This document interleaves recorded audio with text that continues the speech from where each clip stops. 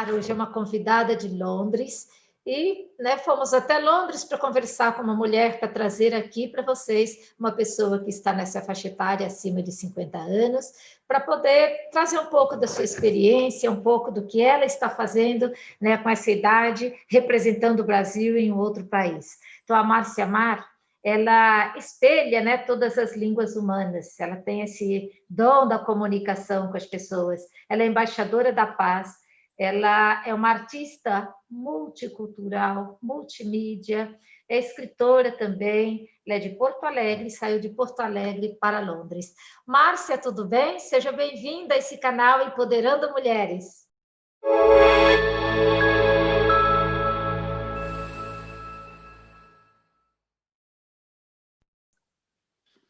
Obrigada pelo convite, Maria, e muita gratidão por abrir um canal Empoderando as Mulheres com mais de 50 anos. Tem uma relevância muito importante histórica, as mulheres da passagem de século, de milênio, com uma experiência maravilhosa. É maravilhoso estar aqui no teu canal. Obrigada. E essa passagem é um marco, né, Márcia? A gente, quando é criança, fala, você tem a vida toda pela frente, fala para o adolescente, fala para o jovem. Aí, quando chega aos 50, você fala, já vivi meio século, né?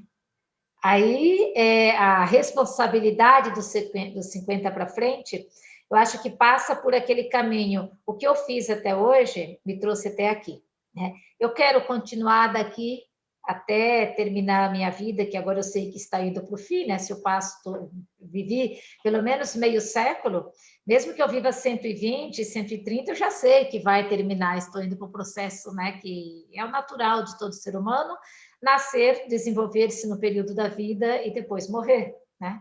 Então a gente não sabe se vai morrer com 70, com 80, com 90, com 120, né? Então eu acho que isso é um marco.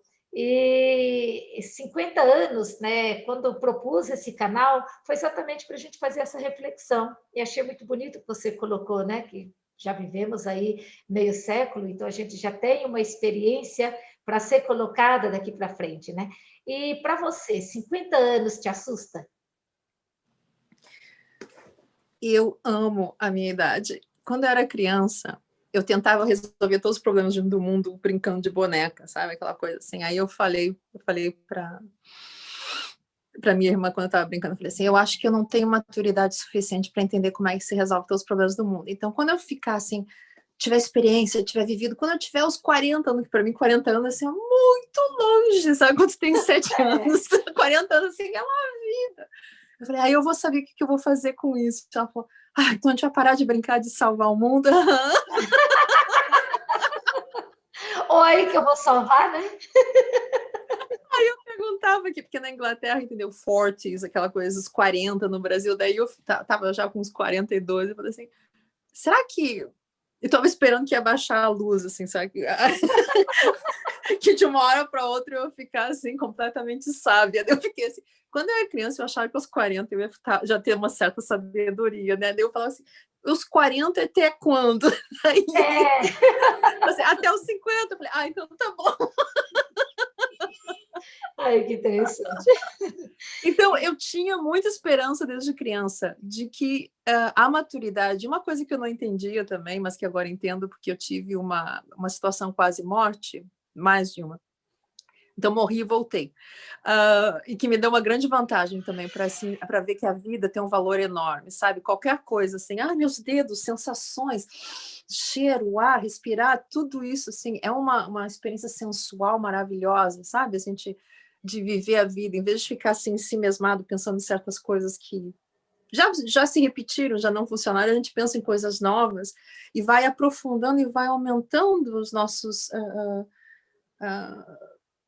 nossas conexões de sinapses, de poder juntar os sentidos e sentir a sensualidade do existir, sabe? Quando a gente morre, a gente perde aquela sensação do corpo, a gente sente aquela coisa, que lindo que era, mas daí quando eu voltei, é tipo, que legal, olha, um dedo. Estou viva, cada parte. Comida! Eu tomei um chazinho no hospital, assim, que as enfermeiras me deram, que eu chorava de felicidade, aquele chazinho, eu falei, um chazinho! Depois tirou oxigênio, entendeu? Da máscara, os negócios. Eu voltei a consciência, aí o anestesista falou assim, dá um chazinho para ela, deixar ela fechar os olhos, né? Aí, quando me ofereceram um chá, eu fiquei assim, sabe, o gosto do chá. Vida, lábios, línguas, conexões, entendeu? Porque nós somos tanto partículas quanto ondas, né? Nós estamos descobrindo que nós somos um multiplex de sensações maiores do que a gente interpretava no passado. Então, é uma coisa muito boa. Então, para mim, Maria, chegar aos 50, assim, foi, agora eu acho que eu vou entender alguma coisa.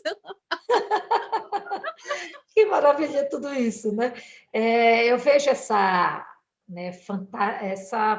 o viver nessa intensidade de vida. E quando você coloca isso, é bonito, né? Porque você fala assim, eu sentia do outro lado lá, né? A experiência de quase morte. Quando eu voltei à vida, eu senti os dedos, eu senti cada, né, célulazinha.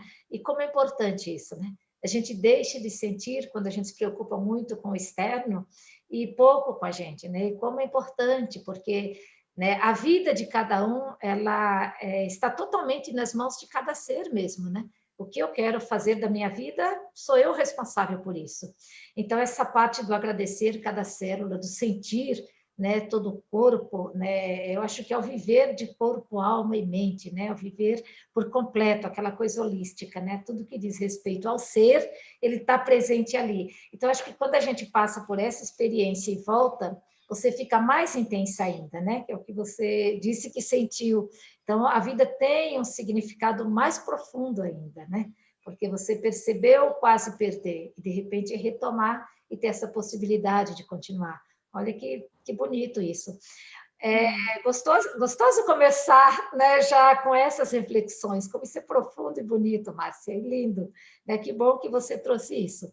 Mas eu queria que você, né, aprofundasse um pouquinho mais, né? Você fala, né, numa linguagem que você consegue compreender, né, e espelhar essa comunicação. Mimeses é a capacidade de imitação que na cultura nós desenvolvemos através da linguagem, do aprendizado, e eu chamo essa arte, que é uma nova arte, a arte da mimesis, é de se conectar tão profundamente um com o outro, que a gente escuta completamente o que a pessoa está dizendo, e num momento começa a entrar num ritmo de o coração vai calibrando, a energia vai calibrando. Aí eu falo simultaneamente, eu canto simultaneamente a qualquer ser humano em qualquer uma das 7.000 línguas humanas, para ter um sentimento de união, um sentimento de que cada um é similarmente único, cada indivíduo é importante na sua forma única de ser, e também tem coisas que nos conectam. E essa forma, nós começamos a desenvolver a fala, né, como seres humanos, depois a escrita. Isso é um novo salto qualitativo linguístico, que a gente possa se conectar tanto. Recomendo as pessoas fazerem em casa. Minhas queridas aí de mais de 50 anos, mulheres maravilhosas, que estão experimentando coisas novas. Sentar com a família, com os amigos, ficar se olhando nos olhos, sabe? Durante mais ou menos, no mínimo, uns 10 minutos, com uma meditação, e tentando calibrar que as duas pupilas, porque cada um usa...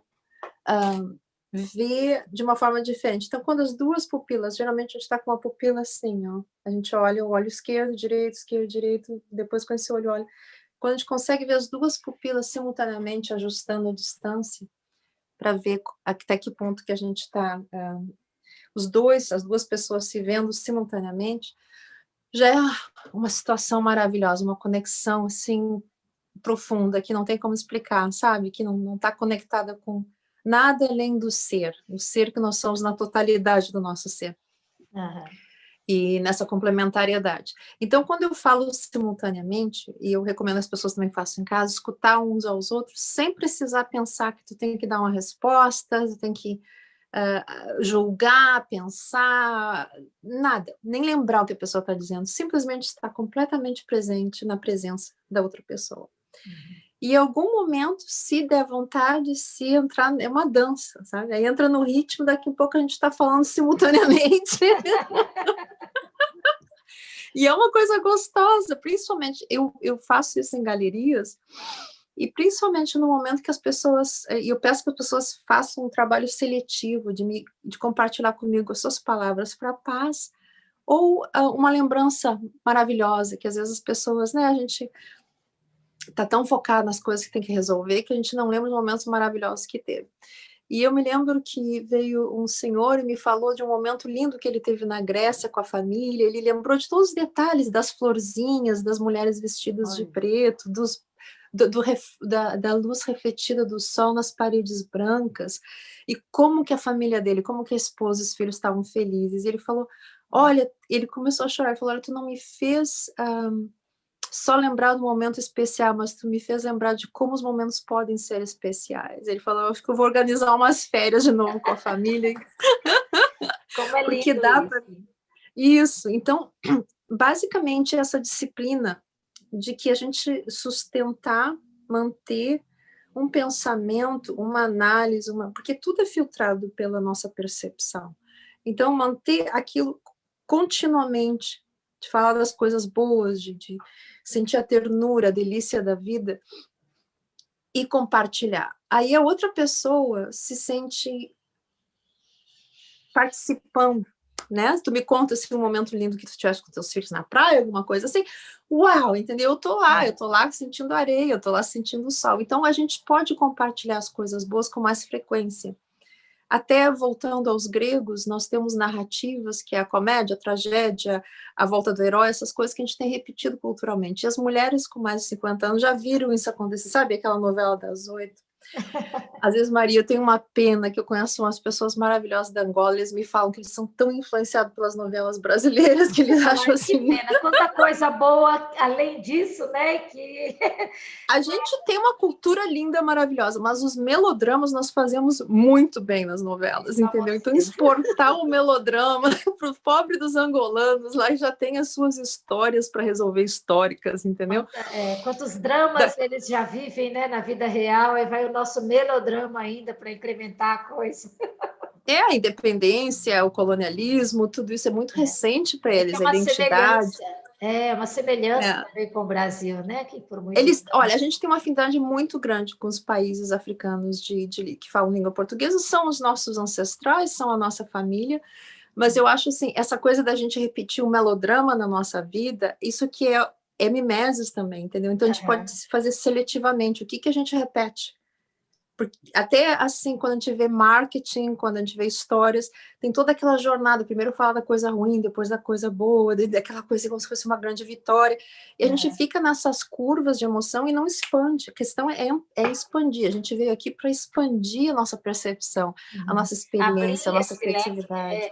Abrir esse leque, conectar, né, com a essência do outro, né? Então, acho que a mulher tem muito disso, ela tem... já assim, ela pega com facilidade, né, o sentir, e tem uma facilidade para conectar com outros sem grandes, né, não precisa de filtros, de intervenções. A gente percebe intuitivamente, você sentir o olhar do outro, você já vai lá, por exemplo, uma mãe sabe, só pelo tom de voz do filho, que já está acontecendo alguma coisa com ele, mesmo que ele não fale, né? Então, nós temos já isso desenvolvido, né? E eu acho que a gente tem que desenvolver mais ainda esse sentimento de sororidade, de dar as mãos umas às outras e de auxiliar umas às outras nesse caminho, né? E foi bom você colocar isso. Pode falar. Sim, a cultura feminina, ela é o que fez que a vida existisse até hoje. Eu acho que a gente tem que lembrar que a cultura patriarcal que todos nós experienciamos é opressora dos homens e das mulheres. Sim. E que através, até recentemente, 100 anos atrás, as mulheres não votavam, tinham direito de ser eleitas. O trabalho da mulher até hoje da casa não é distribuído com o homem da mesma forma em termos de igualdade. A mulher trabalhando fora, ela recebe menos do que o homem tendo a mesma intervenção, qualidade, publicações, o que seja, acadêmicos aqui, eles fazem uma revisão a cada 2, 3 anos e veem que o problema continua, isso é desesperador. Então, o que acontece é o seguinte, que a nossa voz, o nosso jeito de ser, essa intuição que tu falaste, essa percepção, eu acho que é mais do que o seu sentido, a gente define o seu sentido como a própria percepção, sentir o corpo, sentir a temperatura, é mais do que isso, é uma coisa também da conexão, porque quando a gente está nutrindo a vida, como as mulheres fazem historicamente, né, não só dos 9 meses de gravidez, mas também de se cuidar dos que estão vivendo, dos que estão morrendo, da roça, do campo, da pele, do ar. Então, o nosso relacionamento ecológico, o nosso relacionamento com a vida é de nutrir a vida. E uma das mitologias mais antigas que nós temos, que está no livro Gilgamesh, que eu estou reescrevendo do ponto de vista feminista, é a história da Arca. Sim. Ela 1.500 anos antes do Testamento Antigo, ela já existia, já era, entendeu? E talvez até como uma tradição oral antes de ser escrita. E essa coisa de preservar a vida é uma coisa da inteligência humana, e a gente está despertando, porque a gente já extinguiu como uma sociedade humana, extinguiu metade dos mamíferos no mundo, né, e continua causando problema. A gente se dá conta quanto que nós somos poderosos. E as mulheres estão no poder, no mínimo 50% no momento, em todo mundo, que nós somos 53% da população. Vamos mudar essa cultura radicalmente. Olha, assim, que para a guerra? Não, vai para a escola gratuita para todas as crianças, universidade gratuita, porque a sociedade tem que ter acesso a isso, comida para todos, casa, né? Todos nascemos com o mesmo direito no mundo, de existir, de viver, de compartilhar a nossa beleza, todos somos belos do nosso jeito de ser. Então, a perspectiva da mulher, ela acrescenta radicalmente a sociedade. No momento, tem que ter esse momento de as mulheres assumirem o poder e até transformarem essa coisa de personalidade de um presidente, entendeu? O que isso significa? É uma novela das 8. Não, mas eu acredito que a gente precisa estar atento para isso, né? Uma porcentagem mínima é exigida para que as mulheres sejam representadas, mas não precisa só ser o mínimo nos partidos políticos, né? As mulheres podem se colocar e reivindicar esse espaço igualitário, de igual, né, para igual. Então, acho que esse empoderamento que nós estamos falando, né, é esse também, ela está em todos os espaços que ela queira estar, e no político também, né, em pé de igualdade com o homem, porque, né, é inteligência em formação, em luta, em força para realizar, para resolver, a mulher tem capacidade, então por que não está, né? Então... Quando a gente fala da igualdade, a gente fala monocultura. Qualquer monocultura, que seja agricultura, que seja cultura social, ela não é refletindo a beleza da multiplicidade, da diversidade que existe na Terra. E tanto a questão do indígena, dos negros, das etnias, em qualquer lugar do mundo, representação proporcional, e das mulheres que não tiveram voz, né, até 100 anos atrás, voz política, é uma coisa que é simples, como Einstein falava, você continua fazendo as coisas do mesmo jeito, que tipo de... Entendeu? O que tu espera que vai acontecer? Que vai mudar se você faz da mesma forma.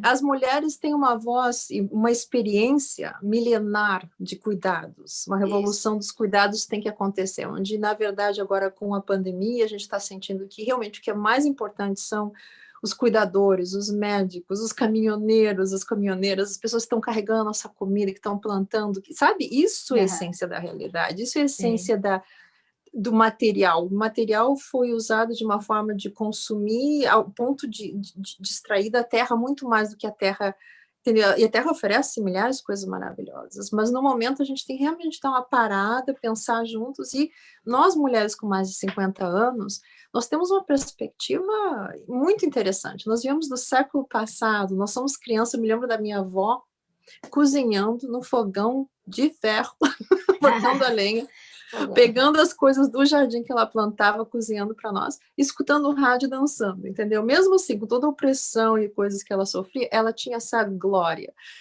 E a minha mãe já tinha televisão, sabe? E aí o supermercado era de papel, que a gente carrega depois plástico. Hoje a gente plastificou o mundo. Sim. E tem um perigo muito grande, não só do plástico como objeto, mas das micropartículas que ele pode poluir em todos os sentidos, até na comida que a gente come, na água que a gente bebe. E não só nós, os peixes, toda a vida na Terra. Mas isso também mostra a nossa inteligência. Se nós podemos criar, nós os criadores do plástico, podemos criar outras coisas interessantes. Nós vivemos numa sociedade que tem tecnologia CRISPR, que significa de uma célula pode se criar um ser humano, por exemplo. Eticamente não é viável e não é aceitável. Mas isso mostra também de que as mulheres podem existir e pode modificar a sociedade, e até na questão biológica, entendeu? As mulheres não precisam depender dos homens, só que nós amamos os nossos pais, filhos, irmãos, e nunca entraríamos numa situação de conflito. Na verdade, uma sociedade que fosse, quando a sociedade tiver a maioria, porque uma coisa é igualdade e também outra coisa é reparação dos problemas históricos, né? Então, tipo assim, mulheres 100% no poder nunca estariam prejudicando os homens. 100% de mulheres no poder estariam causando coisas que fazem bem para os homens e para as mulheres. 50% mínimo, entendeu? Que representa a proporção da população. E são propostas que a gente tem, né? Propostas que a gente tem para mudar o mundo. E as mulheres com mais de 50 anos passaram tudo isso, entendeu? A gente lembra o que era na infância, né? Comer uma fruta que um avô nos oferecia, uma avó no jardim, no paraíso da sua criação pessoal. E hoje a gente compra as coisas do supermercado embaladas em plástico e nem sabe o que é, vem tudo fatiado. Então, que experiência que a gente quer ter do mundo, né? De plantar a semente, ver ela crescer, comer o fruto. Nossa, é uma delícia. E assim, é um tempo que passou, né? E agora as novas gerações não têm esse contato que nós tivemos, né? Então, muitas crianças, muitos jovens não conhecem, né, esse contato com a vida nesse sentido. Né, de ver o fruto, comer a fruta, plantar a semente, ver essa semente crescer e dar o fruto para que ele possa ir lá colher novamente. Então, é uma experiência que muitas pessoas nunca viveram. Sabem que elas existem, mas nunca sentiram, nunca puderam vivenciar. E muitas coisas, né, na vida, né, que nós trazemos já nessa idade, mas nós sabemos também, né, que sempre foi uma luta da mulher muito ali silenciosa, né? E pouco pronunciada essa vontade de viver e de estar em todos os campos. Quando a gente fala do empoderamento, né, esse poder fazer o que quiser, né, onde quiser, da hora que quiser, e fazer tudo o que desejar, o que quiser, né, sem limites de proibições de nada, né? Nada isso é para homem, para mulher não. Então, esse sentimento não é de hoje, né? Ele veio, né, nutrindo, né, porque em outras sociedades, a gente percebe que quando tinha a sociedade matriarcal, ela estava ali permeando tudo e cuidando de tudo. Então, a mulher tem muito isso de ser a grande cuidadora. Então, quando ela está na família, ela cuida dos seus, né, cuida de todos, mas ela esquece dela, porque ela é doadora, ela está se doando. Né? Então, acho que a grande consciência que nós temos hoje nessa idade é que, além do cuidado com os outros, né, temos que ter o cuidado conosco. E eu acho que a pandemia mostrou isso.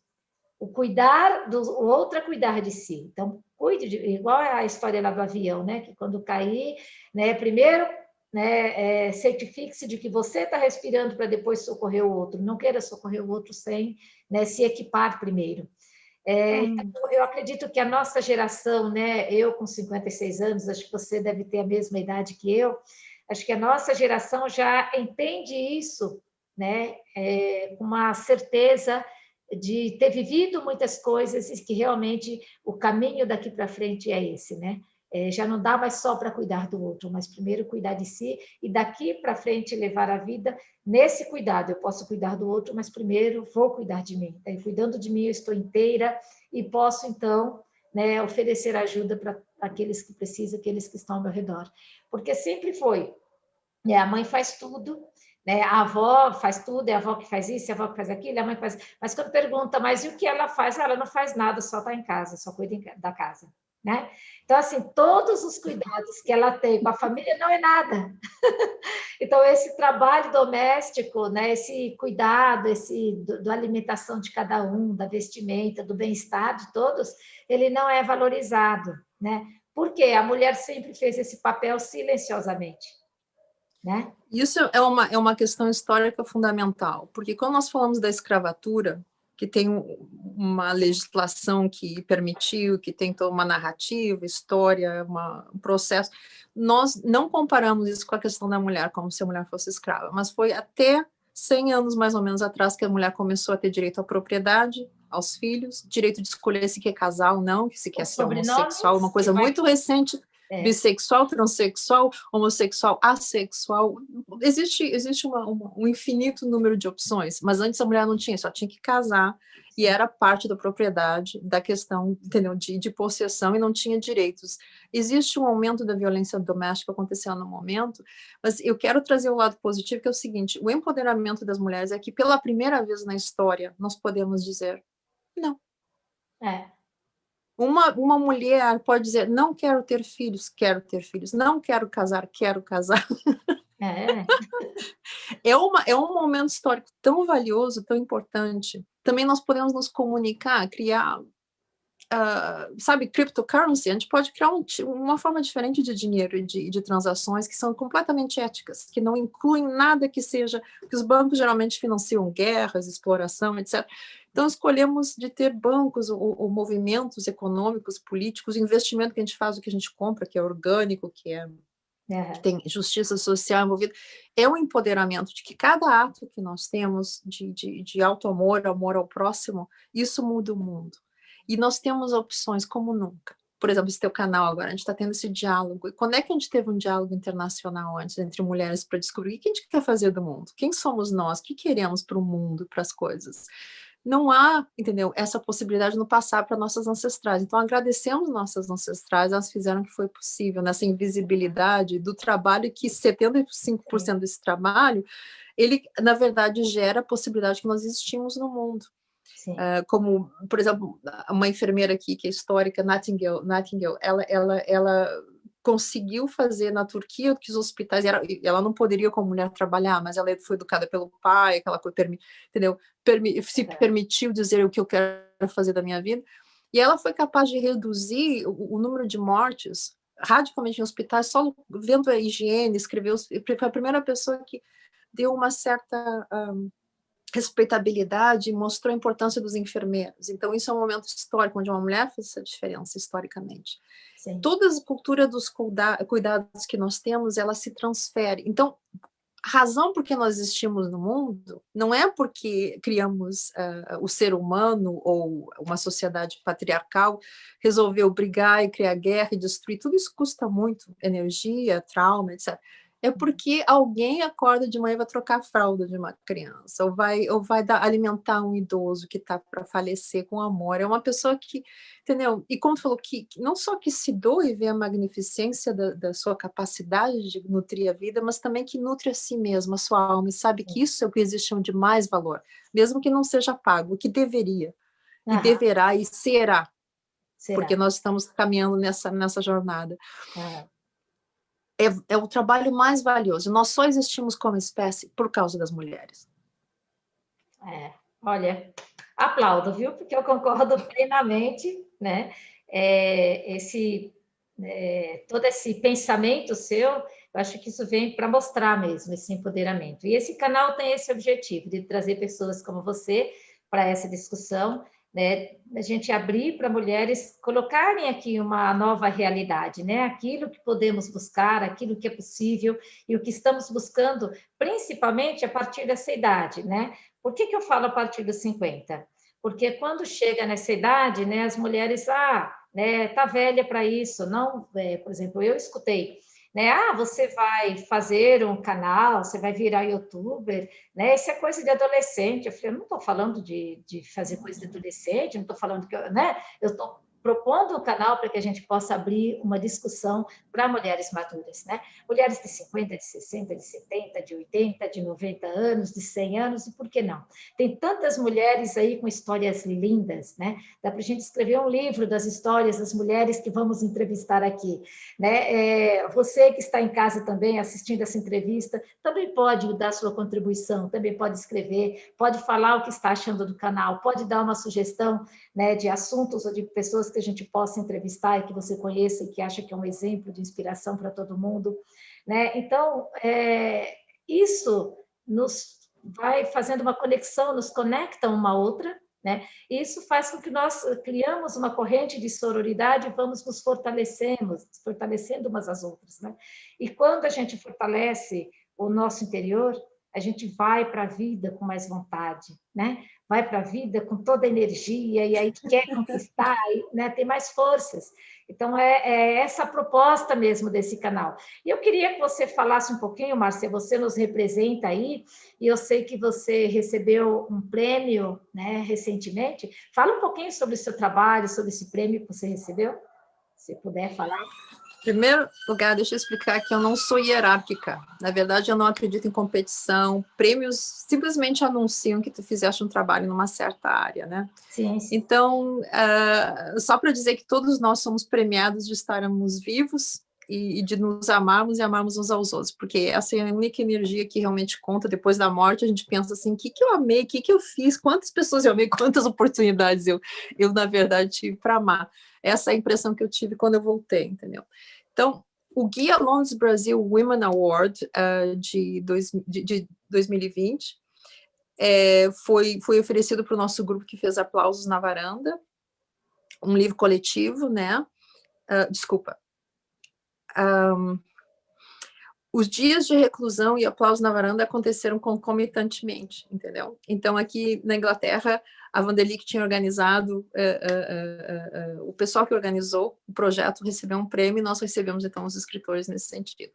No Guia Londres Brasil Women Award de 2019, eu trabalhei com o Amigo MANT, que é um grupo que trabalha com todos os falantes de português e espanhol do mundo inteiro que estão aqui, que é a maior minoria linguística que existe em Londres. E nós fazemos vários eventos durante outubro, Black History Month, o mês da nossa história negra, e aí recebemos um prêmio em 2019. E eu recebi o Brazilian International Press Award do Focus Brasil em 2012 por meu trabalho como artista visual. Também fui nominada como Peace Ambassador, embaixadora da paz, por uma organização da França e da Suíça, em 2014. E também recebi um award de... eu trabalhei na saúde mental, né? Então, a gente trabalhava com igualdade racial dentro de hospital psiquiátrico na área de saúde mental. E fizemos um festival artístico que nunca tinha sido feito antes, porque na época o que aconteceu é que se sabia que existia uma diferença muito grande. Como agora, durante a pandemia, né? As minorias étnicas sofrem mais.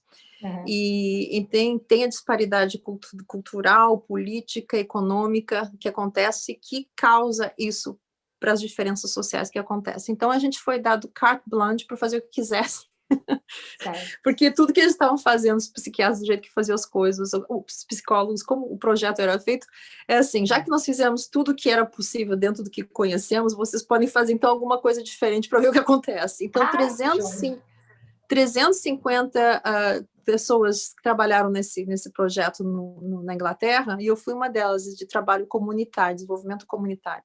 E nós fizemos o Happy Soul Film and Arts Festival, trouxemos por exemplo, para a comunidade indiana, nós trouxemos pessoas de Bollywood para falar, por exemplo, uma diretora de filme e a filha dela, que é atora, que é atriz, vieram para falar que tinha esquizofrenia na família, que é um grande tabu, entendeu? A gente trabalhou com o lado do tabu cultural e também existe uma forma de terapia aqui que é mais acessível, mas que geralmente é dada em hospital psiquiátrico ou no teu médico.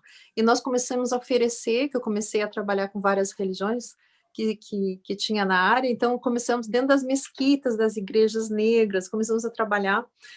Quando eu fui trabalhar com os judeus, eles falaram, a gente tem o hábito de procurar, a gente não precisa. Foi muito querido, sabe? Eu fui trabalhar com todos os grupos religiosos, Sikh, vários grupos religiosos hindus e tal, e quando eu fui conversar com os judeus, eles falaram, olha, muito legal que tu tenta nos incluir no projeto. Eles vieram, deram conferências, participaram e tal.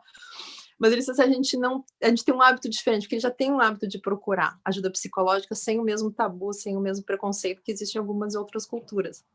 E nós recebemos nosso projeto recebeu também um prêmio nacional na área de cuidados, de social care, né, de cuidados sociais. Então, esses são os prêmios que eu recebi. Mas, na verdade, o que eu acho, assim, na minha jornada, eu aprendi tanto com todas as pessoas com quem eu me relacionei, todas as pessoas que me ensinaram. Eu me lembro, uma vez, numa organização voluntária, Maria, eu estava sentada lá do menino, e eu estava participando, representando o hospital psiquiátrico. nesse trabalho comunitário. E eles trabalhavam com educação de pessoas que têm aprendizados diferenciados. E aí um menino do meu lado, um cadeirante, a forma como ele falava mostra a minha dificuldade de falar e de aprender e de escutar, entendeu? Ele estava me ensinando. Então, a gente estava trabalhando em grupos e depois trabalhamos em 2 pessoas juntas e ele me dizia uma coisa que eu não entendia. Aí eu pedi perdão para ele, disse, eu realmente não estou entendendo. Aí ele me explicou bem claramente, uma criança. Ele falou, o mais importante é que nós aprendemos uns dos outros. Então, ele falou que não era tão importante que tivesse o melhor professor, o que era importante é que os colegas tivessem a capacidade de se comunicar uns com os outros.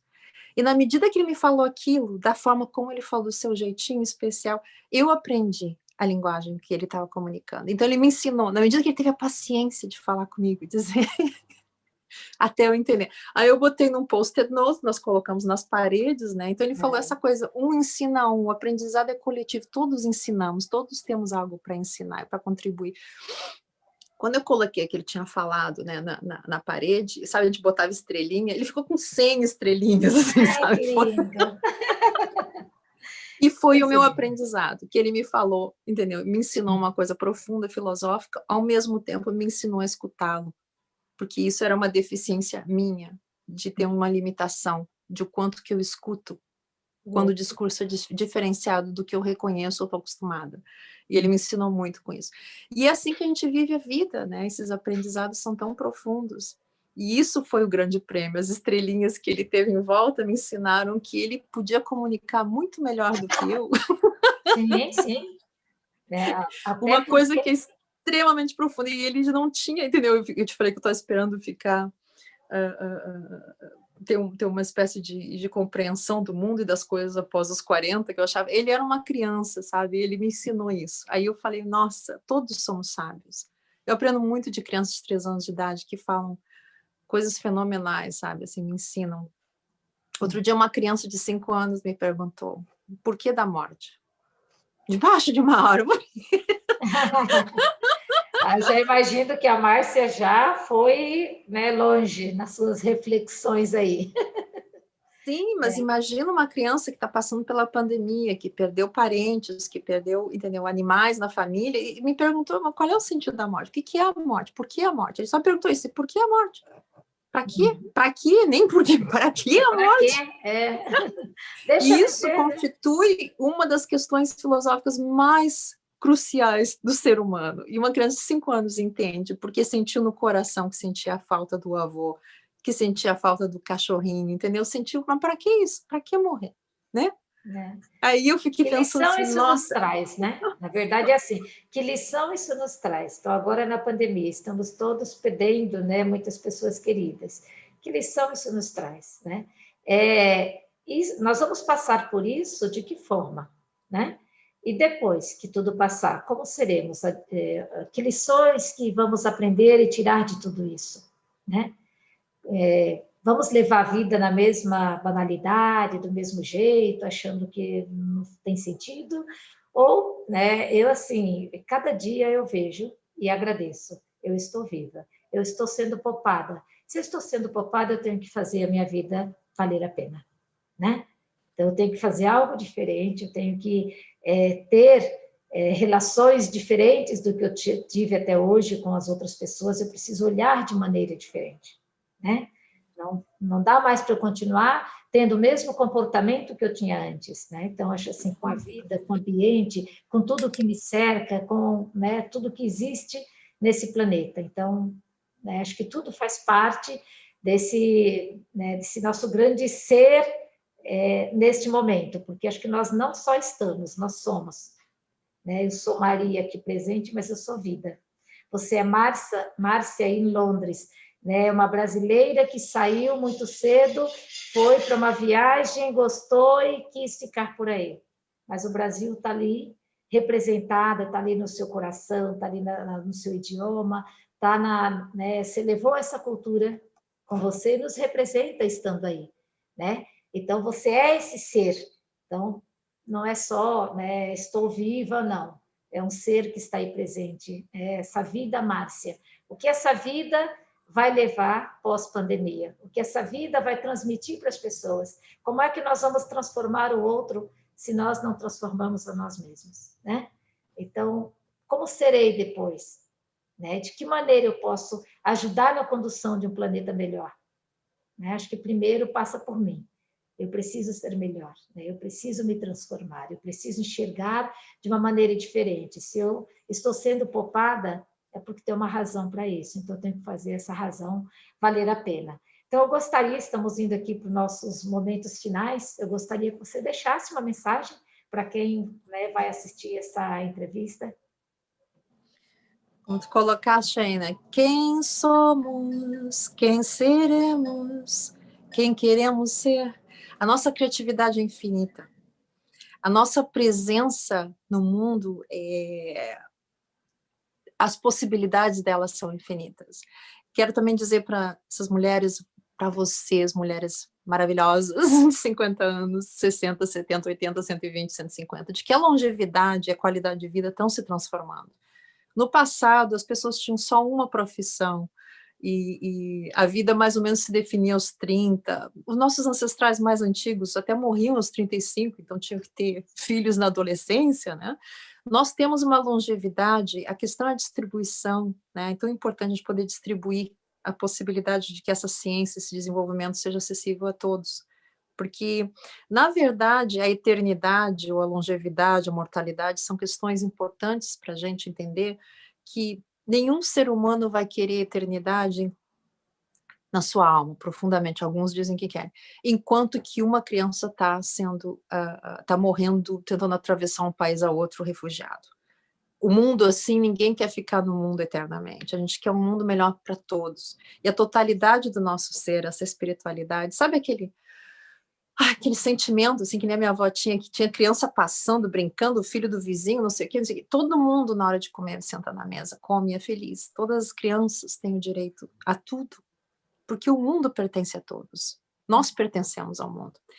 Então, eu deixo essa mensagem de amor para todo mundo, de que realmente quem somos, quem queremos ser, é muito mais expansivo do que foi para qualquer geração antiga. Nós agradecemos os nossos ancestrais, porque eles fizeram o possível, cometeram certos erros e nos deixaram heranças maravilhosas.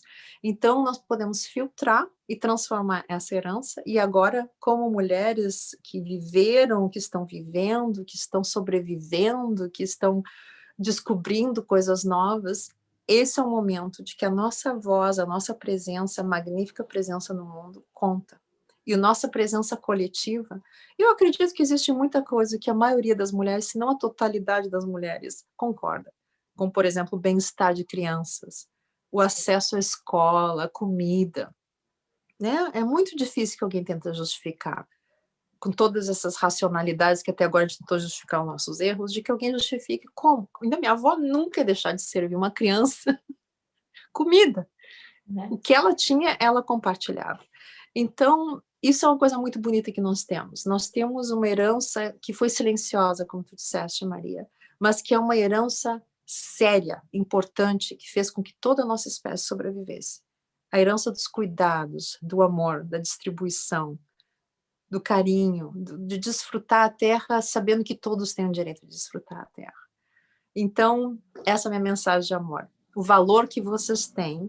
Imagina o mundo que a gente quer construir, a gente nesse diálogo está construindo, nessa criatividade coletiva.